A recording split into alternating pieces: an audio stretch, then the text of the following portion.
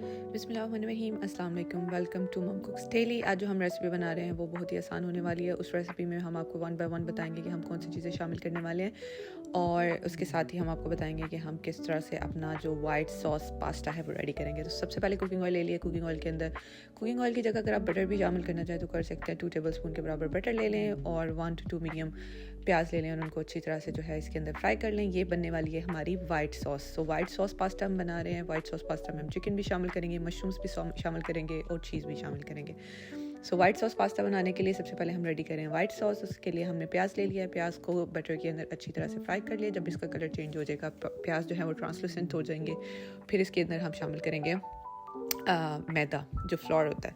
ठीक है, मैदे की जो 2 चमचे हैं वो हम शामिल करेंगे और इसकी जो वाइट सॉस बनानी है, वाइट सॉस बनाने के लिए मैदा ही इस्तेमाल होता है और मैदे के साथ साथ हम इसमें नमक, मिर्चें और मिल्क जो है वो शामिल करें। सो अच्छी तरह से हम इसको सॉटे कर लेंगे और सॉटे करने के बाद हम इसमें शामिल करेंगे मिल्क हमने 1 गिलास के बराबर ले लिए।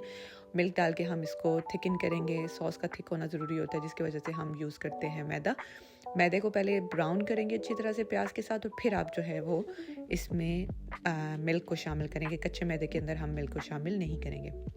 1 गिलास हमने डाल लिया, अब 1 गिलास हम और डालेंगे। So total 2 glass of milk आप शामिल करके इसमें डाल रही हैं। Black pepper 1 table spoon, salt 1 table spoon और फिर हम इसके अंदर शामिल करेंगे ऑरिगेनो हमने ये मिक्स हर्ब्स आपके पास हैं तो वो ले लें, ऑरिगेनो ले लें।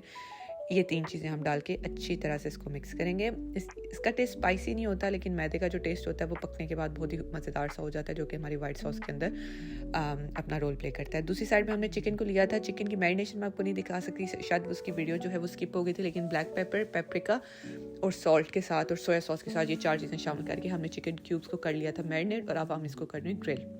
एक पैन ले लिया मैंने और इसके अंदर कुकिंग ऑयल डाल के हम तब तक चिकन को पकाएंगे जब इसका अपना पानी जो है वो ड्राई हो जाए एंड जो चिकन है वो अच्छी तरह से ग्रिल हो जाए और फिर चिकन को हम एंड पे शामिल करेंगे। अब हमारी जो वाइट सॉस है वो हो चुकी है थिक होने के लिए हम इसमें 2 चीज़ें और भी शामिल करेंगे। वो है हमारा चीज़ और क्रीम। ये हमारे पास चीज़ क्रीम आपको इजीली मार्केट में मिल जाती है।